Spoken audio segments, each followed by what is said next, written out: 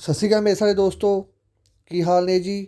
ਉਮੀਦ ਕਰਦਾ ਬਿਲਕੁਲ ਠੀਕ ਹੋਵੋਗੇ। ਅਤੇ ਬਹੁਤ ਸਾਰੇ ਬੱਚਿਆਂ ਦੇ ਬਹੁਤ ਦਿਨਾਂ ਦਾ ਕੁਐਸਚਨ ਸੀ ਮੈਨੂੰ ਇਹ ਚੀਜ਼ ਨੂੰ ਲੈ ਕੇ ਕਿ ਜੀ SSP ਦੀ ਜਿਹੜੀ DC ਦੀ ਭਰਤੀ ਹੈ ਉਹਦਾ ਫੁੱਲ ਪ੍ਰੋਸੀਜਰ ਦੱਸੋ ਕੀ ਹੁੰਦਾ ਗਾ। ਠੀਕ ਹੈ ਜੀ। ਅਤੇ ਕਿੰਨੀਆਂ ਭਾਸ਼ਾਵਾਂ ਦੇ ਵਿੱਚ ਪੇਪਰ ਹੁੰਦਾ, ਇਹ 2 ਭਾਸ਼ਾਵਾਂ ਦੇ ਵਿੱਚ ਹੁੰਦਾ ਇਹ ਪੇਪਰ, ਇਹ ਵੱਧ 'ਚ ਹੁੰਦਾ ਗਾ, ਕਿਸ ਤਰ੍ਹਾਂ ਦੇ ਨਾਲ ਇਹ ਭਰਤੀ ਹੁੰਦੀ ਹੈ। ਠੀਕ ਹੈ ਜੀ। ਅਤੇ ਇਹ ਮੇਰਾ SSP DC ਲਿਖਣ ਦਾ ਮਤਲਬ ਪਤਾ ਕੀ ਹੁੰਦਾ ਕਿ ਬੱਚਿਆਂ ਨੂੰ ਨੋਰਮਲੀ ਸਮਝ ਆ ਜਾਂਦਾ। ਇੱਕ ਬੱਚੇ ਨੇ ਮੈਸੇਜ ਕੀਤਾ, ਕਹਿੰਦਾ ਜੀ ਇਹ ਪੇਪਰ ਤਾਂ UPSC ਕੰਡਕਟ ਕਰਦਾ, ਇਹਦਾ IAS IPS ਦਾ ਪੇਪਰ ਹੁੰਦਾ। ਉਹ ਤਾਂ ਜੀ ਮੈਨੂੰ ਵੀ ਪਤਾ। ਹੁਣ ਵਿੱਚ ਬੱਚੇ ਇਹੋ ਜਿਹੇ ਹੁੰਦੇ ਜਿਹਨੂੰ ਇਹ ਚੀਜ਼ ਬਾਰੇ ਨੌਲੇਜ ਨਹੀਂ ਹੁੰਦੀ, ਉਹਨੂੰ ਇਹ ਹੁੰਦਾ ਕਿ IAS IPS ਕੀ ਹੋਇਆ। ਠੀਕ ਹੈ, ਤਾਂ ਕਰਕੇ ਇੱਕ ਸੌਖੀ ਫਾਰਮ ਲਿਖਣੀ ਪੈਂਦੀ ਹੁੰਦੀ ਹੈ। ਹੁਣ ਤੁਹਾਨੂੰ ਸਾਰਾ ਪ੍ਰੋਸੈਸ ਸਮਝਾਉਣਾ, ਇਹਦਾ ਕੀ ਪ੍ਰੋਸੈਸ ਹੁੰਦਾ, ਕਿਵੇਂ ਦਾ ਪੇਪਰ ਹੁੰਦਾ। ਵੀਡੀਓ ਨੂੰ ਵੱਧ ਤੋਂ ਵੱਧ ਲਾਈਕ ਸ਼ੇਅਰ ਅਤੇ ਆਪਣਾ ਚੈਨਲ ਆਪਦੇ ਕਹੇ ਤੋਂ ਬਿਨਾਂ ਹੀ ਸਬਸਕ੍ਰਾਈਬ ਕਰ ਦਿਆ ਕਰੋ। ਠੀਕ ਹੈ ਜੀ। ਦੇਖੋ ਬੱਚਿਓ, ਇਹ ਹੁੰਦਾ ਸਾਰਾ ਪੇਪਰ ਦਾ ਪੈਟਰਨ। ਹੁਣ ਧਿਆਨ ਨਾਲ ਦੇਖਣੀਆਂ ਸਾਰੀਆਂ ਚੀਜ਼ਾਂ ਕੀ ਹੁੰਦੀਆਂ ਕੀ ਨਹੀਂ। ਇਹ ਨਾ ਸਮਝੀ ਇੰਗਲਿਸ਼ 'ਚ ਦੇਤਾ, ਤੁਹਾਨੂੰ ਬਹੁਤ ਸੌਖੇ ਤਰੀਕੇ ਨਾਲ ਦੱਸੂਗਾ ਸਾਰੀਆਂ ਚੀਜ਼ਾਂ ਮੈਂ। ਇਹ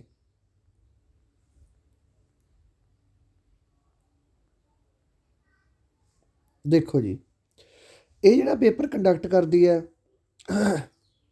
ਇਹ ਜਿਹੜਾ ਆਪਣਾ ਪੇਪਰ ਕੰਡਕਟ ਕਰਦੀ ਹੈ, ਇਹ ਕਰਦੀ ਹੈ UPSC। UPSC ਦੀ ਫੁੱਲ ਫਾਰਮ ਹੁੰਦੀ ਹੈ ਯੂਨੀਅਨ ਪਬਲਿਕ ਸਰਵਿਸ ਕਮਿਸ਼ਨ। ਜਿਹੜਾ ਇਹ ਆਪਣਾ ਪੇਪਰ ਹੁੰਦਾ ਹੈ, ਸਭ ਤੋਂ ਪਹਿਲੇ ਪੇਪਰ ਦਾ ਨਾਮ ਕੀ ਹੁੰਦਾ, ਇਹ ਪੇਪਰ ਨੂੰ ਕਿਹਾ ਜਾਂਦਾ UPSC ਦਾ ਪੇਪਰ ਦੇਣਾ ਪਈ ਤੂੰ। ਆਪਾਂ ਇਹ ਗੱਲ ਕਰਦੇ ਹੁੰਦੇ ਆਮ ਤੌਰ 'ਤੇ, ਜਾਂ ਬੱਚੇ ਜਿਹੜੇ ਵੱਧ ਪੜ੍ਹੇ ਲਿਖੇ ਹੁੰਦੇ ਜਦੋਂ ਉਹਨੂੰ ਕਹਿੰਦਾ ਕਿ ਤੂੰ ਕੀ ਕਰੇਂਗਾ, ਸਾਰੇ ਦੋ ਵਾਰ ਮੈਂ UPSC ਦੀ ਤਿਆਰੀ ਕਰੂੰਗਾ। ਠੀਕ ਹੈ। ਉਹ UPSC ਦਾ ਮਤਲਬ ਇਹੀ ਹੁੰਦਾ ਗਾ ਕਿ ਯੂਨੀਅਨ ਪਬਲਿਕ ਸਰਵਿਸ ਕਮਿਸ਼ਨ।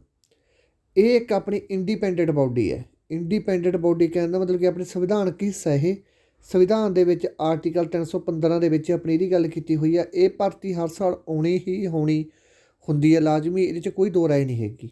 ਠੀਕ ਹੈ, ਸੰਵਿਧਾਨ ਦਾ ਹਿੱਸਾ ਹੈ ਇੱਕ। ਇਹ ਤੋਂ ਬਾਅਦ ਕੀ ਪ੍ਰੋਸੀਜਰ ਹੁੰਦਾ, ਇਹਦੇ ਵਿੱਚ ਬੱਚੇ ਥੋੜ੍ਹੇ 2 ਪੇਪਰ ਹੁੰਦੇ ਆ, 2 ਕੰਡੀਸ਼ਨਾਂ 'ਚ ਪੇਪਰ ਹੁੰਦੇ ਆ। 2 ਪੇਪਰ ਨਹੀਂ ਹੁੰਦੇ, 2 ਕੰਡੀਸ਼ਨਾਂ 'ਚ ਪੇਪਰ ਹੁੰਦੇ ਆ। ਇਹਦੇ ਵਿੱਚ ਸਭ ਤੋਂ ਪਹਿਲਾ ਪੇਪਰ ਹੋਊਗਾ ਤੁਹਾਡਾ ਪ੍ਰੀ ਪੇਪਰ ਹੋਊਗਾ।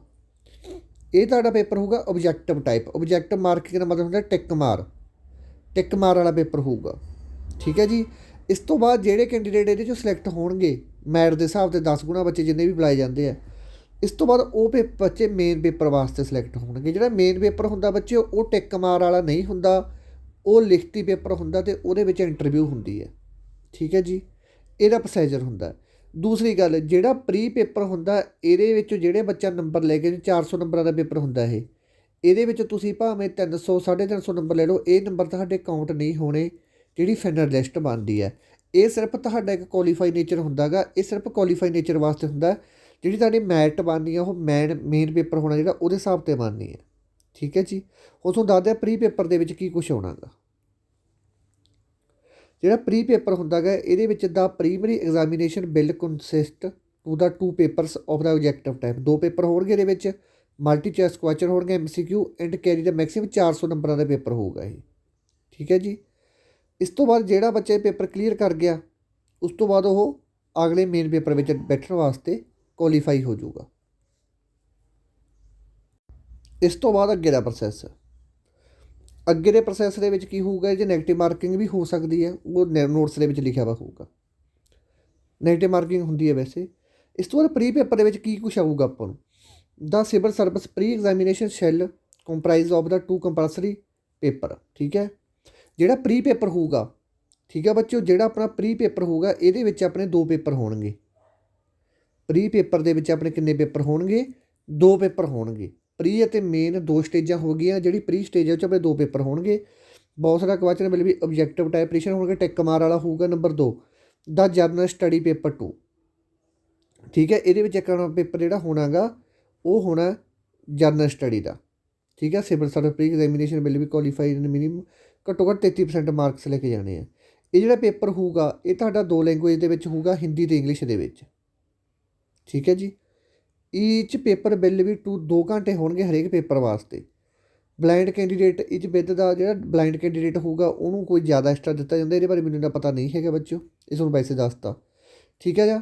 ਇਹ 400 ਨੰਬਰਾਂ ਦਾ ਪੇਪਰ ਹੋਣਾ। ਇਹ 400 ਨੰਬਰਾਂ ਦੇ ਵਿੱਚ ਤੁਹਾਨੂੰ ਕੀ ਕੁਛ ਆਊਗਾ, GK, ਮੈਥ, ਰੀਜ਼ਨਿੰਗ, ਆਹ ਚੀਜ਼ ਆਉਣੀ ਹੈ ਇਹ ਤੁਹਾਡੇ ਪਹਿਲੇ ਪੇਪਰ ਦੇ ਵਿੱਚ। ਅਤੇ ਇਸ ਤੋਂ ਬਾਅਦ ਜਦੋਂ ਤੁਸੀਂ ਪਹਿਲਾ ਪੇਪਰ ਕਲੀਅਰ ਕਰ ਗਏ, ਇਸ ਤੋਂ ਬਾਅਦ ਤੁਸੀਂ ਮੇਨ ਪੇਪਰ 'ਚ ਬੈਠੋਗੇ। ਜਿਹੜਾ ਮੇਨ ਪੇਪਰ ਹੁੰਦਾ ਬੱਚਿਓ, ਉਹ ਲਿਖਤੀ ਪੇਪਰ ਹੁੰਦਾ ਸਾਰਾ ਆਪਣਾ। ਠੀਕ ਹੈ। ਇਹ 'ਚ ਸਾਰਾ ਰਿਟਨ ਪੇਪਰ ਹੁੰਦਾ, ਜਿਵੇਂ ਆਪਾਂ ਹੁਣ ਤੱਕ 10ਵੀਂ 12ਵੀਂ ਦੇ ਵਿੱਚ ਪੇਪਰ ਲਿਖ ਕੇ ਦੇ ਕੇ ਆਉਂਦੇ ਰਹੇ ਹਾਂ, ਉਵੇਂ ਲਿਖ ਕੇ ਆਉਂਦੇ ਰਹੇ ਹਾਂ। ਉਹ ਆਪਾਂ ਹਿੰਦੀ 'ਚ ਵੀ ਦੇ ਸਕਦੇ ਹਾਂ ਪੇਪਰ, ਅਤੇ ਪੇਪਰ ਆਪਾਂ ਇੰਗਲਿਸ਼ 'ਚ ਵੀ ਦੇ ਸਕਦੇ ਹਾਂ। The written examination will consist 9 paper ਹੋਣਗੇ। ਜਿਹੜਾ ਮੇਨ ਪੇਪਰ ਆ ਭਾਈ, ਉਹਦੇ ਵਿੱਚ ਕਿੰਨੇ ਪੇਪਰ ਹੋਣਗੇ? 9 ਪੇਪਰ ਹੋਣਗੇ।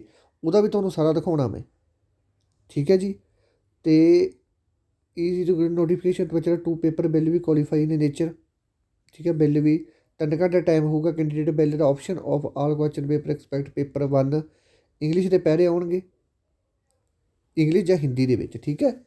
ਇੱਕ ਤੁਹਾਡਾ ਪੇਪਰ ਹੋਊਗਾ ਪਹਿਲਾਂ, ਤੁਸੀਂ ਇੰਗਲਿਸ਼ 'ਚ ਵੀ ਦੇ ਸਕਦੇ ਹੋ, ਹਿੰਦੀ ਦੇ ਵਿੱਚ ਦੇ ਦਿਓ, ਸਿਰਫ ਭਾਸ਼ਾ ਦੇ ਰਿਲੇਟਡ ਹੀ ਹੋਊਗਾ, ਹੋਰ ਕੋਈ ਇਹਦੇ ਵਿੱਚ ਚੱਕਰ ਨਹੀਂ ਹੁੰਦਾ, ਠੀਕ ਹੈ ਜੀ। ਇਸ ਤੋਂ ਬਾਅਦ ਆਪਾਂ ਜਾਵਾਂਗੇ ਮੇਨ ਪੇਪਰ ਦੇ ਵਿੱਚ। ਆਹ ਚੀਜ਼ਾਂ ਹੋਣਗੀਆਂ। ਦੁਬਾਰਾ ਤੁਹਾਨੂੰ ਦਿਖਾਉਣਾ ਕਿ ਮੇਨ ਪੇਪਰ ਦੇ ਵਿੱਚ ਸਬਜੈਕਟ ਕਿਹੜੇ ਕਿਹੜੇ ਹੁੰਦੇ ਆ, ਠੀਕ ਹੈ ਜੀ। ਆਹ 275 ਨੰਬਰਾਂ ਦੀ ਆਪਣੀ ਇੰਟਰਵਿਊ ਹੋਊਗੀ, ਠੀਕ ਹੈ ਜੀ। ਉਹ ਤੁਹਾਨੂੰ ਸਾਰਾ ਕੁਝ ਮੈਂ ਸਮਝਾਤਾ ਸੀ। ਇਸ ਤੋਂ ਬਾਅਦ ਜਿਹੜਾ ਆਪਣਾ ਪੇਪਰ ਹੋਣਾ ਗਾ, ਠੀਕ ਹੈ ਜੀ, 1 of the Indian language selected the from the language 8th schedule constitution 300 ਨੰਬਰਾਂ ਦਾ ਹੋਣਾ, ਅਤੇ ਪਾਰਟ B ਦਾ 300 ਨੰਬਰਾਂ ਦਾ ਆਪਣਾ ਇੰਗਲਿਸ਼ ਦਾ ਹੋਣਾ ਗਾ, ਠੀਕ ਹੈ ਜੀ। ਇਹ ਕੁਆਲੀਫਾਈ ਨੇਚਰ ਹੁੰਦਾ। ਇਸ ਤੋਂ ਬਾਅਦ ਜਿਹੜੇ ਆਪਣੇ ਸਬਜੈਕਟ ਹੈਗੇ ਮੇਨ ਪੇਪਰ ਦੇ, ਉਹ ਤਾਂ ਪ੍ਰੀਚ ਤੁਹਾਨੂੰ ਮੈਂ ਦੱਸ ਦਿੱਤਾ। ਮੇਨ ਪੇਪਰ ਦੇ ਵਿੱਚ ਆਪਣਾ ਕੀ ਕੁਛ ਹੋਊਗਾ? ਸਭ ਤੋਂ ਪਹਿਲਾਂ ਆਪਾਂ ਹੋਊਗਾ ਐਸੇ, 250 ਨੰਬਰ ਦਾ ਐਸੇ ਹੋਊਗਾ, ਆਪਣਾ ਪੇਪਰ ਹੋਊਗਾ ਸਾਰਾ, ਠੀਕ ਹੈ ਜੀ।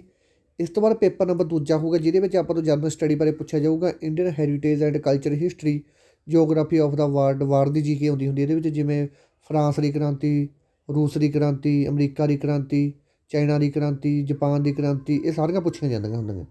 ਇਹ ਵੀ ਆਪਣਾ 250 ਨੰਬਰ ਦਾ ਹੋਊਗਾ। ਇਸ ਤੋਂ ਬਾਅਦ ਤੀਸਰੇ ਵਿੱਚ ਪੁੱਛਿਆ ਜਾਊਗਾ ਆਪਣੀ ਪੋਲਿਟੀ ਆ ਗਈ, ਜਸਟਿਸ, ਇੰਟਰਨੈਸ਼ਨਲ ਰਿਲੇਸ਼ਨ, ਜਿਵੇਂ ਆਪਣੀ ਪੋਲਿਟੀ ਹੁੰਦੀ ਹੈ ਪੂਰੀ ਡੀਪਲੀ ਪੁੱਛੀ ਜਾਂਦੀ ਹੁੰਦੀ ਹੈ।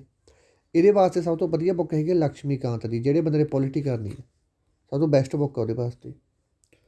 ਇਸ ਤੋਂ ਬਾਅਦ ਨੰਬਰ 4 ਹੈ ਜਿਹੜਾ, ਇਹਦੇ ਵਿੱਚ ਪੁੱਛਿਆ ਜਾਊਗਾ ਆਪਾਂ ਤੋਂ technology, economic development, biodiversity, environment, security, disaster management. 250 number ਦਾ ਪੇਪਰ ਇਹਦਾ ਹੋਊਗਾ। ਇਸ ਤੋਂ ਬਾਅਦ ਪੇਪਰ ਨੰਬਰ 5 ਹੋਊਗਾ, ਜਿਹੜਾ ਇਹ 'ਚ ਐਥਿਕ, ਇੰਟੀਗ੍ਰਿਟੀ ਐਂਡ ਐਪਟੀਟਿਊਡ, ਇਹ ਚੀਜ਼ ਪੁੱਛੀ ਜਾਊਗੀ 250 ਨੰਬਰ ਦੀ। ਇਸ ਤੋਂ ਬਾਅਦ ਜਿਹੜੇ ਆਹ ਚੌਥਾ ਆਹ ਪੇਪਰ ਆ ਬੱਚਿਓ, 6ਵਾਂ ਅਤੇ 7ਵਾਂ, ਇਹਦੇ ਵਿੱਚ ਆਪਾਂ ਆਪਸ਼ਨਲ ਸਬਜੈਕਟ ਲੈ ਸਕਦੇ ਹਾਂ, ਆਪਣੀ ਮਰਜ਼ੀ ਦੇ ਕੋਈ ਵੀ 2 ਸਬਜੈਕਟ ਲੈ ਸਕਦੇ ਆਪਾਂ, ਠੀਕ ਹੈ ਜੀ। ਅਤੇ ਉਹ 2 ਸਬਜੈਕਟ ਕਿਹੜੇ ਆਪਣੀ ਮਰਜ਼ੀ ਦੇ, ਉਹ ਤੁਹਾਨੂੰ ਦਿਖਾਉਣਾ ਗਾ। ਇਹਨਾਂ ਦੇ ਵਿੱਚੋਂ ਕੋਈ ਵੀ ਤੁਸੀਂ ਸਬਜੈਕਟ ਲੈ ਸਕਦੇ ਹੋ ਜਿਸ 'ਚ ਤੁਹਾਡੀ ਪਕੜ ਵਧੀਆ, ਜਿਵੇਂ ਐਗਰੀਕਲਚਰ ਲੈ ਸਕਦੇ ਹੋ, animal husbandry, anthropology, botany, chemistry, civil engineer, commerce and accountant, economics, ਠੀਕ ਹੈ, electrical engineer, geography, geology, history, law, management, mathematics, mechanical engineering, medical science, philology, physics, political science, physiology, ਅਤੇ ਪਬਲਿਕ ਐਡਮਿਨਿਸਟਰ, ਸੋਸ਼ੋਲੋਜੀ, ਅਤੇ statics, geology, ਠੀਕ ਹੈ ਜੀ। ਇਹਨਾਂ ਦੇ ਵਿੱਚੋਂ ਕਿਸੇ ਵੀ ਤੁਸੀਂ ਇੱਕ ਲੈ ਸਕਦੇ ਹੋ, ਇਹਨਾਂ ਦੇ ਵਿੱਚੋਂ 2 ਸਬਜੈਕਟ ਲੈ ਸਕਦੇ ਹੋ, 5ਵਾਂ ਅਤੇ 6ਵਾਂ, ਠੀਕ ਹੈ। ਇਸ ਤੋਂ ਬਾਅਦ ਇਹਨਾਂ ਦੀ ਸਾਰਿਆਂ ਦੀ ਮੈਰਿਟ ਬਣੂਗੀ ਸਾਡੀ 1750 ਨੰਬਰਾਂ ਦੇ ਪੇਪਰ ਬਣ ਜੂਗਾ। ਇਹਦੇ ਵਿੱਚੋਂ ਤੁਸੀਂ ਮਤਲਬ ਆਪਦਾ ਪੇਪਰ ਲੈਣਾ ਗਾ, ਇਹ 'ਚੋਂ ਤੁਸੀਂ ਸਾਰੇ ਨੰਬਰ ਲੈਣੇ ਆ। ਇਸ ਤੋਂ ਬਾਅਦ ਤੁਹਾਡਾ ਪਰਸਨੈਲਿਟੀ ਪੇਪਰ ਹੋਣਾਗਾ, ਜਿਹਨੂੰ ਆਪਾਂ ਇੰਟਰਵਿਊ ਕਹਿ ਦਿੰਦੇ ਹਾਂ, ਉਹ ਚੀਜ਼ ਹੋਣੀ ਹੈ, ਉਹ 275 ਨੰਬਰ ਦੀ ਹੋਣੀ ਹੈ ਤੁਹਾਡੀ। ਤਾਂ ਇਹ ਟੋਟਲ ਤੁਹਾਡਾ 2025 ਨੰਬਰਾਂ ਦਾ ਪੇਪਰ ਬਣ ਜੂਗਾ, ਠੀਕ ਹੈ ਜੀ। ਤਾਂ ਇਹਦੇ ਵਿੱਚੋਂ ਤੁਹਾਡੀ ਫਾਈਨਲ ਕੱਟ ਆਫ ਬਣ ਜਾਣੀ ਹੈ। ਤਾਂ ਤੁਹਾਡੀ ਇੱਕ ਵਾਰੀ ਜਦੋਂ ਤੁਸੀਂ ਪੇਪਰ ਦਿਓਗੇ, ਜਿਵੇਂ ਤੁਸੀਂ UPSC ਦਾ ਪੇਪਰ ਦਿੱਤਾ, ਜੋ ਤੁਹਾਡਾ ਪ੍ਰੀ ਪੇਪਰ ਕਲੀਅਰ ਹੋ ਗਿਆ, ਇਸ ਤੋਂ ਬਾਅਦ ਤੁਹਾਡੇ ਕੋਲ 2 ਚੀਜ਼ਾਂ ਆਉਣਗੀਆਂ। ਇੱਕ ਤਾਂ ਆਊਗਾ IAS ਦੀ ਆਪਸ਼ਨ, ਇੱਕ ਆਊਗਾ IPS ਦੀ ਆਪਸ਼ਨ। ਦੋਨਾਂ 'ਚ ਪ੍ਰੀਫਰੈਂਸ ਤੁਸੀਂ ਦੇਖ ਲਓ ਕਿਹਨੂੰ ਦੇਣੀ ਹੈ। ਜੇ ਤੁਸੀਂ IPS ਚੁਣ ਲਿਆ, ਫਿਰ ਤੁਸੀਂ SSP ਹੋ ਗਏ, ਪੁਲਿਸ ਮਹਿਕਮੇ ਦੇ ਵਿੱਚ ਹੀ ਜਾਊਂਗੇ, ਠੀਕ ਹੈ। ਅਤੇ ਜੇ ਤੁਸੀਂ IAS ਚੁਣ ਲਿਆ, ਫਿਰ DC ਹੋ ਗਿਆ, ਕਲੈਕਟਰ ਹੋ ਗਿਆ, ਤੁਸੀਂ ਇੱਧਰ ਚਲੇ ਜਾਓਗੇ, ਠੀਕ ਹੈ, ਡਿਪਟੀ ਕਮਿਸ਼ਨਰ। ਉਹ ਤੁਹਾਡੇ 'ਤੇ ਡਿਪੈਂਡ ਕਰਦਾ ਗਾ, ਠੀਕ ਹੈ ਜੀ। ਆਹ ਸਬਜੈਕਟ ਹੁੰਦੇ ਸਾਰੇ, ਲਿਖਤੀ ਪੇਪਰ ਹੋਣਾ ਗਾ ਮੇਨ ਸਾਰਾ, ਅਤੇ ਪ੍ਰੀ ਹੈ ਜਿਹੜਾ ਸਾਰਾ ਇਹ ਓਬਜੈਕਟਿਵ ਟਾਈਪ ਹੋਣਾ ਗਾ, ਠੀਕ ਹੈ ਜੀ। ਬੁੱਕਸ ਵਾਸਤੇ ਤੁਹਾਨੂੰ ਦੱਸ ਦੂੰਗਾ ਮੈਂ, ਤੁਹਾਨੂੰ ਬੁੱਕਸ ਬਾਰੇ ਕੋਈ ਪੁੱਛਣਾ ਤਾਂ ਕੱਲ੍ਹ ਨੂੰ ਇੱਕ ਵੀਡੀਓ ਹੋਰ ਬਣਾ ਦੂੰਗਾ, ਠੀਕ ਹੈ ਜੀ। ਅਤੇ ਇਹ ਸਾਰਾ ਪ੍ਰੋਸੈਸ ਹੈਗਾ, ਅਤੇ ਇੱਕ ਵਾਰੀ ਚੰਗੀ ਤਰ੍ਹਾਂ ਸਮਝ ਲਓ। ਜੇ ਕੁਛ ਨਾ ਸਮਝਿਆ ਤਾਂ ਦੁਬਾਰੇ ਦੱਸ ਦੂੰਗਾ ਮੈਂ, ਠੀਕ ਹੈ ਜੀ। ਵੈਸੇ ਤੁਹਾਨੂੰ ਸਾਰਾ ਕੁਝ ਦੱਸ ਹੀ ਦਿੱਤਾ, ਇੱਕ ਵਾਰੀ ਹੋਰ ਸੁਣ ਲਓ। ਪਹਿਲਾਂ ਪ੍ਰੀ ਪੇਪਰ ਹੋਣਾ ਗਾ, ਜਿਹਦੇ ਵਿੱਚ ਮੈਥ, ਰੀਜ਼ਨਿੰਗ ਪਲੱਸ GK, ਤਾਂ ਇੰਗਲਿਸ਼ ਲੈਂਗੁਏਜ ਦੇ ਵੀ ਥੋੜ੍ਹੇ ਸਵਾਲ, ਇਹ 4 ਕੁ ਹੁੰਦੇ ਹੈਗੇ। ਨੋਰਮਲ ਜਿਹੇ ਪੇਪਰ ਹੁੰਦੇ ਨੇ, ਜਿਵੇਂ ਆਪਾਂ ਆਮ ਪੇਪਰ ਦਿੰਦੇ ਉਵੇਂ ਹੁੰਦਾ ਹੈਗਾ। ਪਰ ਜਿਹੜਾ ਦੂਸਰਾ ਪੇਪਰ ਹੈਗਾ, ਇਹ ਥੋੜ੍ਹਾ ਜਿਹਾ ਟਫ ਹੁੰਦਾ, ਕਿਉਂਕਿ ਲਿਖਣਾ ਪੈਂਦਾ ਇਹਦੇ ਵਿੱਚ। ਹਾਂ, ਇਹ ਪੇਪਰ ਤੁਸੀਂ ਹਿੰਦੀ ਜਾਂ ਪੰਜਾਬੀ ਦੋਨੇ ਲੈਂਗੁਏਜ ਦੇ ਵਿੱਚ ਕਿਸੇ 'ਚ ਹਿੰਦੀ ਅਤੇ ਇੰਗਲਿਸ਼ ਦੋਨਾਂ 'ਚੋਂ ਕਿਸੇ ਮਰਜ਼ੀ ਲੈਂਗੁਏਜ 'ਚ ਦੇ ਸਕਦੇ ਹੋ, ਠੀਕ ਹੈ ਜੀ। ਧੰਨਵਾਦ ਮੇਰੇ ਦੋਸਤੋ, ਜਿਉਂਦੇ ਵੱਸਦੇ ਰਹੋ ਭਾਈ।